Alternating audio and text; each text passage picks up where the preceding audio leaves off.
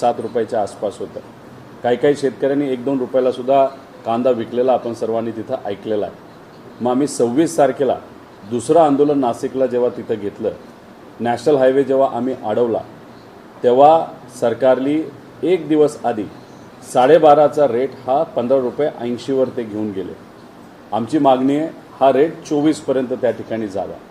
आमच्या इतर ज्या मागण्या होत्या 24 रुपये सोडून, की ज्या लोकांनी आत्तापर्यंत कांदा हा मार्केटमध्ये विकलेला आहे त्या सर्व शेतकऱ्यांना 10 ते 15 रुपये अनुदान देण्यात यावं। त्याच्याचबरोबर जो काही 2 लाख टन कांदा नाफेडच्या अंतर्गत तुम्ही घेणार आहात तो 8 ते 10 लाख टन करावं ही आमची दुसरी मागणी होती।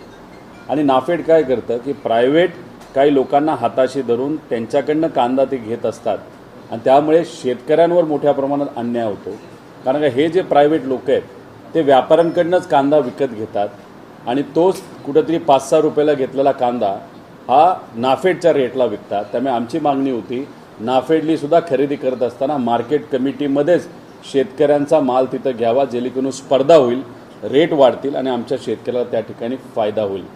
याच्यामधली ही मागणी केंद्र सरकारने तिथं मान्य केली, पण राज्य सरकारचं अर्ध कॅबिनेट हे दिल्लीला गेलं कधी, जेव्हा 26 तारखेला नाशिकचं आंदोलन हे खूप मोठं झालं, सामान्य शेतकरी हे रस्त्यावर आले, आंदोलन मोठ्या प्रमाणात झाल्यानंतर कुठेतरी महाराष्ट्र सरकारमधल्या नेत्यांना कदाचित भीती वाटली असावी आणि त्या अनुषंगाने ते लगेचच दिल्लीला दुसऱ्या दिवशी गेले आणि आमची ही मागणी पहिली तिथं मान्य केली।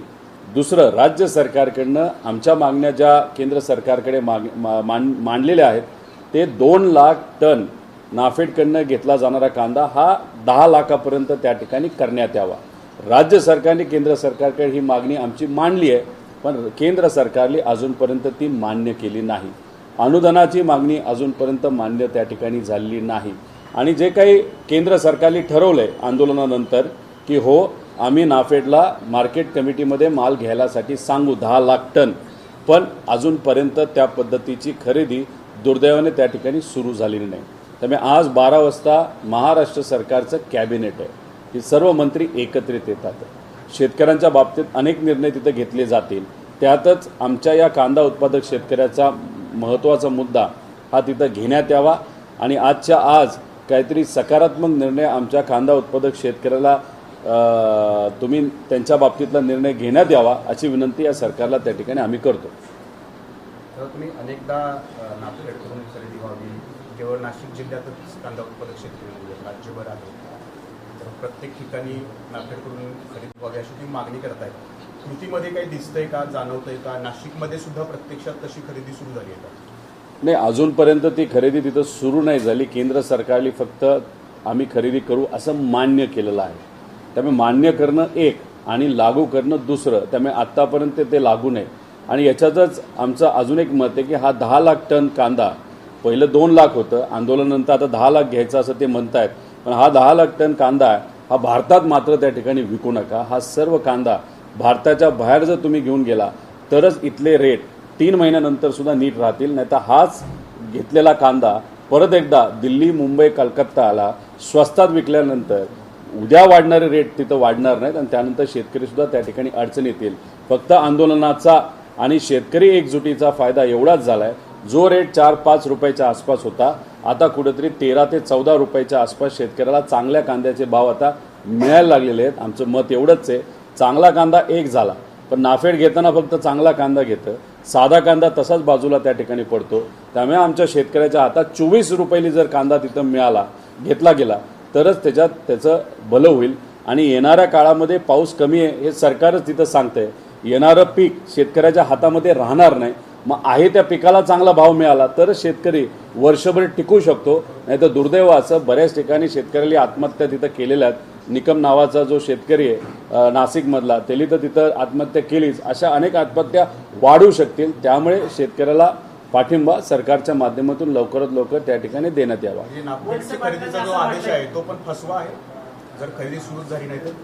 आंदोलन केल्यानंतर केंद्रात मुख्यमंत्री साहेब असतील आणि अर्ध कॅबिनेट हे गेलं, आज चर्चा काय झाली हे माहीत नाही, कारण चर्चा बऱ्याच विषयावर झाली आणि आम्हाला असंही कळतं की कांद्यावर झाली, साखरेवर झाली आणि काही राजकीय पण झाली।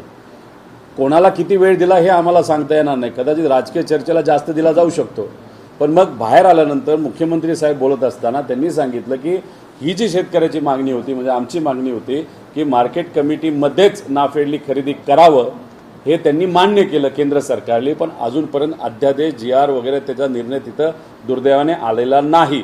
त्यामुळे जर पुढच्या 1-2 दिवसामध्ये हा निर्णय आलाच नाही तर आपल्याला हेच म्हणावं लागेल, फक्त शेतकऱ्याला काय मिळालं तर आश्वासन मिळालं, आश्वासनाच्या माध्यमातून तोंडाला पानं पुसली, एवढंच त्या ठिकाणी आपल्याला म्हणावं लागेल. वळसे पाटलांनी असं म्हटलंय, आंदोलनाच्या ऐवजी तुम्ही कुठेही सांगा तिथे बैठक घेऊन चर्चा करून यातनं मार्ग काढा असं सुद्धा म्हटलं. मुंबई पुणे कुठेही म्हणा तुमच्या आंदोलनासोबत आम्ही शेतकऱ्यांसोबत आहे, शेतकऱ्यांना न्याय मिळाला पाहिजे, फक्त तुम्ही ज्या ठिकाणी सांगाल त्या ठिकाणी आम्ही चर्चेला तयार आहे. मला त्यांना एवढंच सांगायचं, तुम्ही सत्तेत आहात, तुम्ही सत्ताधारी आहात, त्यामुळे आमच्यापेक्षा तुमचं जरासं सोपं आहे. आम्हाला असंही कळालं होतं की तुम्ही दिल्लीला बैठकीत होता. दिल्लीला जर बैठकीत होता मग 24 रुपयाच्या बाबतीत तुम्ही बोलला का? मग 24 रुपयाचा रेट हा लागू होणार आहे का? 10 लाख टन कांदा हा जो घेतला जाणार आहे तो कधीपासून घेतला जाणार आहे? तो अख्ख्या महाराष्ट्रात घेतला जाणार आहे का फक्त एकाच जिल्ह्यामध्ये घेतला जाणार आहे?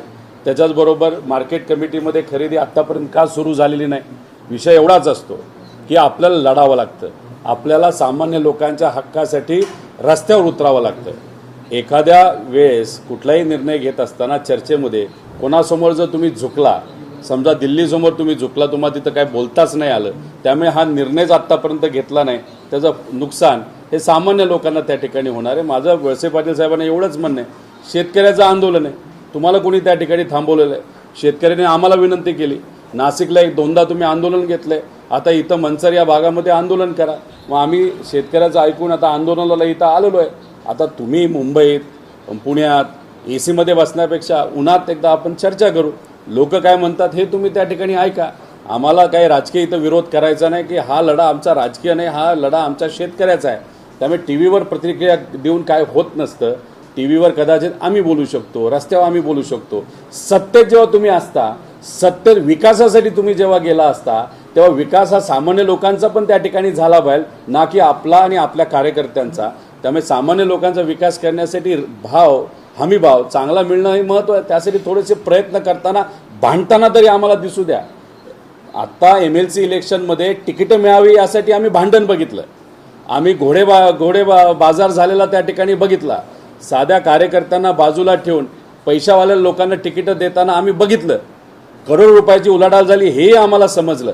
अरे पण इथं आम्ही मागतोय किती? आत्ता आहे मार्केट 14 रुपयाला, 24 रुपये घ्यायला काय जाते? आम्ही 24 रुपये किलोनी बोलतोय, तुम्ही करोडो रुपयामध्ये खेळता, आम्ही मात्र शेतकऱ्याला रुपयात त्या ठिकाणी बोलतोय. त्यामुळे रुपयाचा मान सन्मान आमच्या शेतकऱ्याला देण्यासाठी सत्तेत असल्यामुळे तुम्ही एकदा लढा, आम्ही तुम्हाला त्या ठिकाणी तुमचं स्वागत करू. दादा, तुम्ही यावेळी याआधी 2दा आंदोलने केली, त्यानंतर तात्पुरत्या स्वरूपामध्ये सरकारने काही मागण्या मान्य केल्या. आता तुम्ही म्हणाले की सरकार तोंडाला पानं पुसत आहे, पण सातत्याने तुम्ही आंदोलन करून जर असंच घडत असेल तर मग शेतकऱ्यांना काय मिळणार? विषय एवढाच आहे, मला शेतकऱ्यांना सांगायचं आहे, युवांना सांगायचं आहे, आमच्या माता भगिनींना सांगायचं आहे, आपण जर शांत बसणार असू तर आपल्याला कधीच न्याय मिळणार नाही. आपल्याला लढावं लागेल, आपल्या रस्त्यावर उतरावं लागेल. आता मी पुणे जिल्ह्यामध्ये आलेलो आहे. आता पुणे जिल्ह्यामध्ये न आमदारकीचं इलेक्शन आहे, न खासदारकीचं इलेक्शन आहे, न जिल्हा परिषदचं इलेक्शन आहे, न पंचायत समितीचं इलेक्शन आहे. तरी 3 वर्ष आधी आज इथं येण्याचं कारण काय? कारण का आज तुमच्या मालाला हक्काचा भाव जर नाही मिळाला, तुमच्या मुलांना शाळेची फी देता येणार नाही, कॉलेजमध्ये तुमची मुलं कदाचित जायला अडचण त्यांना येणार आहे, तुम्ही घेतलेलं व्याजात जे काही लोन असेल ते तुम्हाला भरता येणार नाही, व्याज तुम्हाला भरता येणार नाही. सामान्य लोक खऱ्या अर्थाने त्या ठिकाणी अडचणीत येतील. विषय एवढाच आहे, अजितदादा एवढे मोठे नेते असताना दादांना न्याय तिथं देता आला नाही, पण आम्ही लढतोय. तर मग आज आमचे शेतकरी आणि सामान्य लोक अडचणीत असतील तर आम्हाला तर लढावं लागणारच आहे, आणि त्या हेतूतून आम्ही प्रामाणिकपणे लढतोय. शेवटी बघा, आम्ही पहिलं आंदोलन केलं तेव्हा मार्केट 3-4 रुपयाला होतं, आज मार्केट 14 रुपयाला आलेलं आहे. त्यामुळे कुठं ना कुठेतरी शेतकऱ्याचा प्रत्यक्षपणे फायदा झालेलाच आहे. जो काही नाफेडली 12.5 रुपये रेट डिक्लेअर केला होता, आता 15 रुपये 80 केला आहे, आणि आमची अपेक्षा आहे येत्या काळामध्ये वाढला पाहिजे. जर आज सगळ्यांनीच विचार केला कशाला लढायचं, सत्तेत जाऊन मांडीला मांडी लावून लाचार व्हायचं, हे आम्हाला मराठी माणसांना त्या ठिकाणी जमणार नाही. म्हणून आम्ही प्रामाणिकपणे इथं लढतोय, संघर्ष करतोय.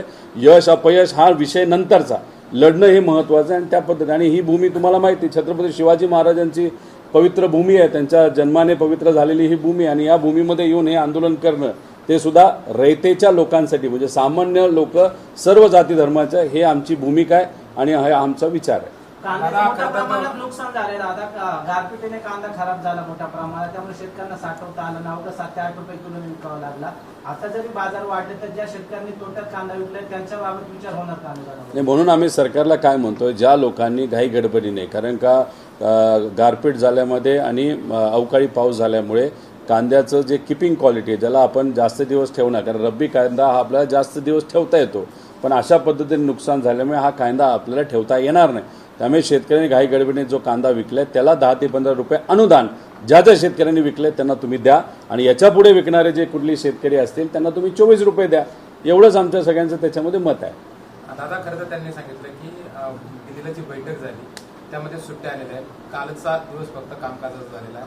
10 जूनपर्यंत खरं तर सरकार काहीतरी तोडगा काढेल असं वळसे पाटील या ठिकाणी म्हणतात. त्याच्याकडे कसं पाहतात? वळसे पाटील साहेबांना मला एवढंच सांगायचं आहे, जेव्हा सुशांत सिंग राजपूतचा तिथं आत्महत्या झाली होती त्याचं राजकारण भाजपली केलेलं आपल्या सगळ्यांना माहिती आहे, आणि जेव्हा तिथं मागणी केली की आपला हा विषय आता CBIकडे दिला गेला पाहिजे आणि CBIने तो मान्य केला पाहिजे लगेचच्या लगेच, 1 दिवसामध्ये विषय बिहारवरनं डायरेक्ट दिल्लीला गेला, दिल्लीने ते मान्य केलं. मग राजकीय भूमिका घेत असताना तुम्ही पटपट निर्णय घेता, आणि इथं मात्र आमच्या शेतकरी सामान्य लोकांचा विषय आल्यानंतर तुम्ही म्हणता सुट्टी आली, हे झालं ते झालं. बरं, नीटची परीक्षा घेतल्यानंतर नीटमध्ये काही पुरावे आपल्याला मिळतील म्हणून जे एज्युकेशन कार्यालय दिल्लीचं ते तुम्ही जायला रविवारी तुम्हाला मोकळे, आणि इथं मात्र तुम्हाला शेतकऱ्यासाठी निर्णय घेण्यासाठी तुमच्याकडे वेळ नाही. अजितदादांना न्याय देण्यासाठी तुम्ही 5-5 महिने त्याच्यामध्ये घालवता. त्यामुळे कुठं ना कुठंतरी हे सरकार कुठंतरी मोजकी नाहीतर राजकीय भूमिका तिथं घेते. याच्यात मरतंय कोण, तर हा शेतकरी मरतोय, सामान्य लोक मरतात. आता तुम्ही माजी मंत्री आहात, तुम्ही विधानसभेचे अध्यक्ष राहून गेलेला आहात, तुमचं वजन आहे, मग ते वजन वापरून 12 वाजता जी तिथं कॅबिनेट बैठक तिथं सुरू आहे, लगेच निर्णय घेण्यासाठी सांगा. दिल्ली तुमचं ऐकत नसावं, महाराष्ट्र ऐकते का हे जरासं लोकांना त्या ठिकाणी कळू द्या. आणि देवेंद्र फडणवीस साहेब दुर्दैवाने काय म्हणतात की जेव्हा केव्हा असं आंदोलन केलं जातं ही राजकीय भूमिका आहे. आता देवेंद्र फडणवीस सोलापूरला जेव्हा तिथं अतिवृष्टी झाली होती, गेले शेतकरी म्हणलं अहो आमचं सगळं गेलं, पार माझं घरदार गेलं, 50,000 हेक्टरी द्या, तर शेतकऱ्यांनाच ते म्हणतात की तुम्ही राजकारण करताय. आम्ही शेतकऱ्यासाठी लढतोय, आम्ही राजकारण करतोय. मला असं वाटतं की सामान्य लोकांचं जे आज आम्ही राजकारण करतोय आणि आमच्या विरोधकाला म्हणजे सत्ताधाऱ्यांना हे राजकारण वाटत असेल तर मला त्यांना एवढंच सांगायचं आहे, हेच राजकारण बरं आहे. तुमचं घोडेबाजार करण्याचं, पैशाचं, गुंडाशाहीचं, दबावतंत्राचं राजकारण आम्हाला नको. 23 जून पूर्वी कर्जमाफीची घोषणा केली चौकीमध्ये, एकनाथ शिंदे असतील किंवा सुमित्रा पवार यांनी देखील केली.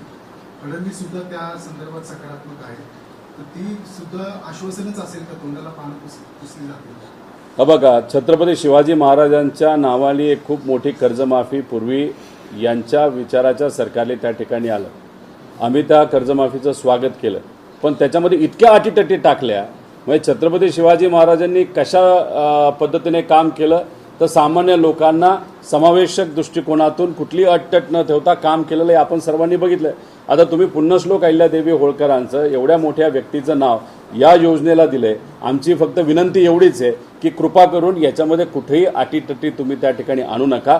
सरसकट कर्जमाफी आमच्या शेतकऱ्यांना तिथं दिली पाहिजे, आणि ज्या शेतकऱ्यांनी आत्तापर्यंत रेग्युलर कर्ज भरले त्यांना सुद्धा 1 लाख रुपयेची कर्ज मदत त्या ठिकाणी व्हावी अशी आमच्या सगळ्यांची मागणी. आता अटतट काय टाकली जाते, कारण या सरकारला अटीतटी इतक्या भारी वाटतात. लाडक्या बहिणीच्या बाबतीत इलेक्शनच्या आधी सरसकट पैसे तुम्ही 2.5 कोटी महिलांना त्या ठिकाणी दिले, कोणाचंच काय तिथं बघितलं नाही. ॲडव्हान्समध्ये 2-2 महिने, अरे बाबा द्या 5-5 हजार रुपये, काही फरक पडत नाही, इलेक्शन जिंकल्यानंतर आपण बघू.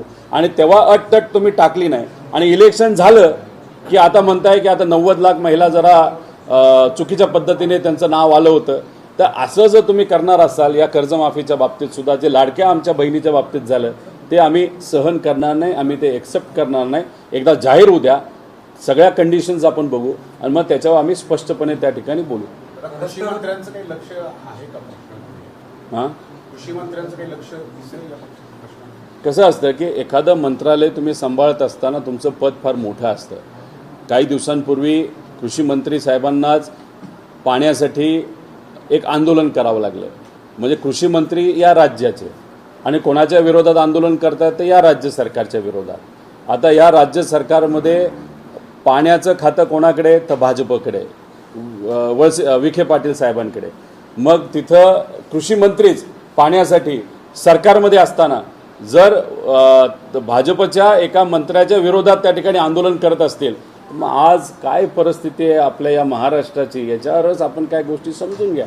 आणि अशा परिस्थितीमध्ये जिथं नुसता वाद आहे, एकामेकाचे कपडे काढण्याचा प्रयत्न राजकीय दृष्टिकोनातून या मित्रपक्षाकडनं जे सत्तेत आहेत त्यांच्याकडनं जर केला जात असेल, आणि आता MLC इलेक्शनमध्ये सुद्धा तुम्ही त्या ठिकाणी बघाल, त्यामुळे कुठेतरी आम्हाला असं वाटतं की या सगळ्या राजकारणाच्या गोंधळात सामान्य लोकांवरचं लक्ष या सरकारचं कुठं ना कुठेतरी कमी झालेलं आहे आणि त्याचा फटका हा गरिबाला मोठ्या प्रमाणात तिथं पडत आहे. कृषी मंत्री त्यांना पाणी हवं म्हणून जर रस्त्यावरती उतरत असतील तर मग शेतकऱ्यांच्या प्रश्नासाठी त्यांनी उतरावं का रस्त्यावर?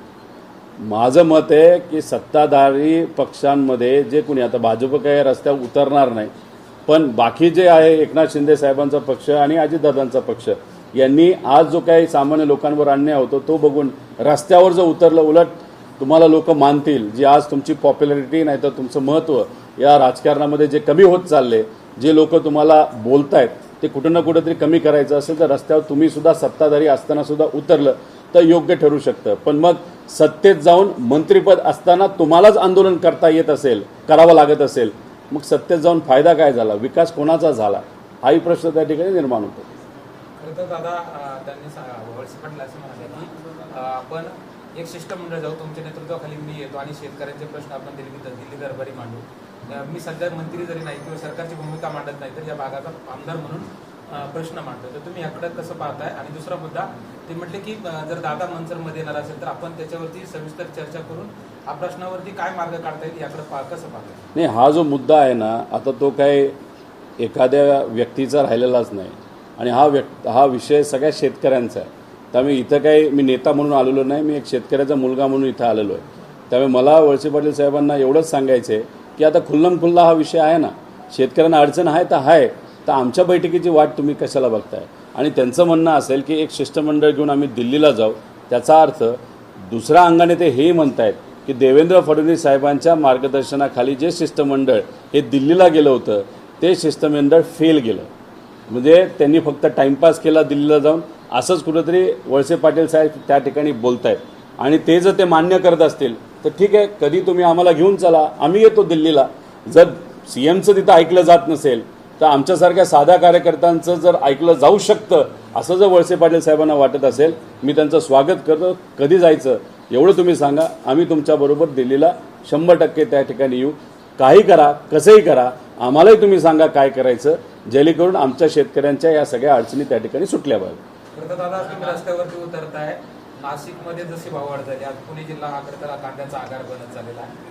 बऱ्यापैकी उष्णता आणि अवकाळी पावसामुळे शेतकऱ्यांचा जवळपास 40% कांदा सडून खराब झालेला आहे. त्या शेतकऱ्यांना काय मदत मिळण्यासाठी प्रयत्न? बघा, नाशिकचे शेतकरी मोठ्या संख्येने 5-6 हजार शेतकरी रस्त्यावर उतरले आणि त्यांना पाठिंबा देण्यासाठी अजून 5-6 हजार लोक जे येत होती त्यांना पोलिसांनी अडवलं. आता लोक स्वतःच्या हक्कासाठी या सिस्टमच्या विरोधात लढायला तिथं तयार होते, ते लढले, त्यांना मोठ्या प्रमाणात त्या गोष्टीचा फायदा झाला.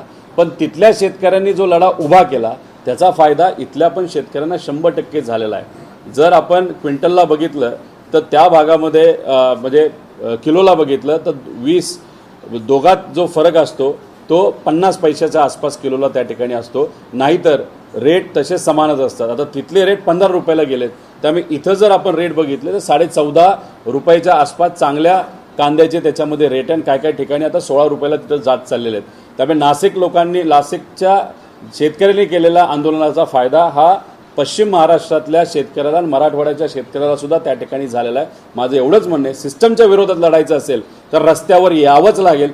ऊन असू, पाऊस असू, वारा असू, नाही तर काही असू, लढल्याशिवाय आपल्याला न्याय त्या ठिकाणी मिळणार नाही. तर आता तुम्ही कृषी मंत्र्यांचं कसं म्हणाले की त्यांनाच आंदोलन करावं लागतं, तशीच काहीशी परिस्थिती शिवसेनेची पण आहे. अब्दुल सत्तार स्वतः म्हणाले की भाजपसोबत राहावं का, आपण एकत्र दोन्ही शिवसेनेनी येण्याची हीच ती वेळ आहे आणि संजय राऊत सुद्धा या ठिकाणी म्हणतात की जर तुम्हाला एकत्र यायचं असेल तर उद्धव ठाकरेंकडे या, तुम्ही चर्चा करा, कारण दोन शिवसेना असू शकत नाही, एकच शिवसेना असेल आणि तिथं ठाकरे बसतील. तर एकंदरीत काय दिसतंय तुम्हाला या अनुषंगाने? बघा, विषय एवढाच आहे, न अजितदादांचा पक्ष न एकनाथ शिंदे साहेबांचा पक्ष भाजपला सोडतील असं मला वाटतं. अजितदादा आज असते तर भाजपला 100% त्यांनी सोडलं असतं आणि 2029ला या महाराष्ट्राचे मुख्यमंत्री कोण झाले असतील तर अजितदादा पवारच त्या ठिकाणी झाले असते. आता ते धाडस आणि अजितदादांच्या बाबतीतली घटना झाल्यानंतर त्याच्यात इतक्या शंका असल्यामुळे हे धाडस आत्ताच्या या दोन पक्षातल्या नेत्यांना अजिबात त्या ठिकाणी होणार नाही हे मी स्पष्टपणे तिथं सांगतो. आणि या पक्षातल्या बऱ्याच नेत्यांच्या फायली या दिल्लीला तिथं आहेतच, फक्त होणार एवढंच, काही लोक रुसतील, नाराज होतील, दिल्लीला जातील. आता MLC इलेक्शन जाहीर होण्यापूर्वी आपण बघितलं असेल की आम्हाला 8 जागा मिळाल्या पाहिजेत, आता 4 जागा देऊन त्यांना शांत बसावं लागलं. त्यामुळे कुठं ना कुठंतरी आम्ही सातत्याने जे बोलतोय की भाजप हा जो पक्ष आहे तो मित्र पक्षाला संपवल्याशिवाय राहत नाही. आणि ज्या नेत्यांना ते घेतात त्यांना सुद्धा तिथं सांगितलं जातं, उठ बस, हे भाषण कर, हे स्टेटमेंट दे. सोशल मीडिया अकाउंटसुद्धा जे काँग्रेस आणि आमच्या पक्षातून भाजपमध्ये गेलेले नेते आहेत त्यांचं सोशल मीडिया अकाउंटसुद्धा भाजपच्या कार्यकर्ते नाही तर RSSच्या कार्यकर्त्याकडनं त्या ठिकाणी हँडल केलं जातं. त्यामुळे हे लोक तिथं कुठेही कुणी साथ भाजपची सोडणार नाही. एक मात्र खरं आहे, 29च्या आधी अजितदादांच्या पक्षाचे आणि एकनाथ शिंदे साहेबांच्या पक्षातले 40 आमदार मात्र नक्कीच त्यांची साथ सोडून भाजपमध्ये जाऊ शकतील. आणि त्यावेळेस सामान्य परिवारातले, सामान्य कुटुंबातले लोकांना आमदार होण्याची संधी तिथं मिळणार, कारण का लोकच इतकी चिडलेली असतील, या नेत्यांना बाजूला सारून सामान्य लोकांना पुढे आणतील आणि निवडून देतील असं मला तरी त्या ठिकाणी वाटतं. ती अस्वस्थता वाढली आहे शिंदे गटाची, कारण त्यांच्या जसं ते म्हणतायत की अनेक आमदारांना त्यांच्याकडून सोडण्याचा प्रयत्न या महाराष्ट्रावर सावध राहू असं वक्तव्य येत आहे. या महाराष्ट्रावर जेव्हा अन्याय होतो, सामान्य लोकांवर अन्याय होतो, आम्ही अस्वस्थ होतो. पण आम्ही सत्तेत नाही ना गेलो, आम्ही रस्त्यावर उतरलो. आमचं ते धाडस आहे. तिकडं काय होणार, अस्वस्थता राहणार. एकदा नाराज झाले तरी ऐकलं नाही, दोनदा नाराज झाले तरी ऐकलं नाही, तीनदा नाराज झाले ऐकलं नाही. आता भाजप त्यांना गृहीत धरत जाणार. सत्तेसाठीची अस्वस्थता आहे. सत्तेसाठी अस्वस्थता आहे, नाहीतर उद्या जाऊन आपल्या पक्षाला खाल्लं जाईल याची अस्वस्थता असू शकते. पण विषय एवढाच आहे की भाजपला पण कळलेलं आहे की फक्त गुरगुरलं जाईल. जो वाघ असतो आणि त्याला दातच नसतात त्याची तशी भीती नंतर राहत नसती. अशीच काही परिस्थिती या दोन्ही पक्षाची भाजपबरोबर राहून दुर्दैवाने त्या ठिकाणी झालेली आहे. एकनाथ शिंदे साहेब ताकदवान नेता आहे, पण भाजप त्यांची ताकद हळूहळू संपवणार हे मात्र त्या ठिकाणी खरं. भाजप बरोबर असणारे दोन्ही पक्ष यांना त्या ठिकाणी मी बोलतोय की वाघ आहेत, दाखवतात वाघ आहेत, पण त्यांच्याकडे दुर्दैवाने दात सगळे भाजपली त्या ठिकाणी काढून घेतले. जसं पोलीस प्रशासनाचं दुर्दैवाने आज झालेलं आहे. पोलीस प्रशासनामधले अनेक अधिकारी चांगले आहेत, कॉन्स्टेबल चांगले आहेत, पण वरून दबाव असल्यामुळे त्यांचं काय झालं की कुणीच त्यांना दुर्दैवाने तिथं घाबरत नाही. आणि याच्यात कायदा व सुव्यवस्थेची परिस्थिती या महाराष्ट्रामध्ये दुर्दैवाने खराब होत चाललेली आहे. संजय काकडे यांच्या मुलाला उमेदवारी दिली आहे. ज्या संजय काकडेंनी 17 नगरसेवक फोडले होते त्यांनाच परत पक्षात घेतलेला आहे काल, आणि काही तासातच त्यांचा पक्षप्रवेश झाल्यानंतर तिकीट देण्यात आले. तुमची काय भावना आहे त्यामध्ये? भारतीय जनता पार्टीच्या सांगण्यावरून राष्ट्रवादी उमेदवारी त्या ठिकाणी हा उमेदवार राष्ट्रवादीचा नसून भाजपचा अशी चर्चा सुरू. अजितदादा हे लोकनेते होते. कार्यकर्त्यांच्या मनात काय, लोकांच्या मनात काय, पदाधिकारी आणि कार्यकर्त्याला न्याय कसा द्यायचा हा अजितदादांना पूर्णपणे त्या ठिकाणी माहीत होतं. काही नवीन लोक त्यांच्या पक्षातलं प्रतिनिधित्व करणारे जे आहेत त्यांना लोकनीती कदाचित कळली नसावी, कार्यकर्त्याच्या पदाधिकाऱ्याच्या भावना कळल्या नसाव्यात. पण एक गोष्ट मात्र मान्य करावं लागेल, अर्थकारण मात्र तिथं त्यांना कळलेलं दिसतंय की अर्थकारण कसं चांगलं ठेवायचं, आणि त्या अनुषंगानेच कदाचित काकडेंना त्या ठिकाणी संधी दिली गेली असावी असं माझं तरी मत आहे.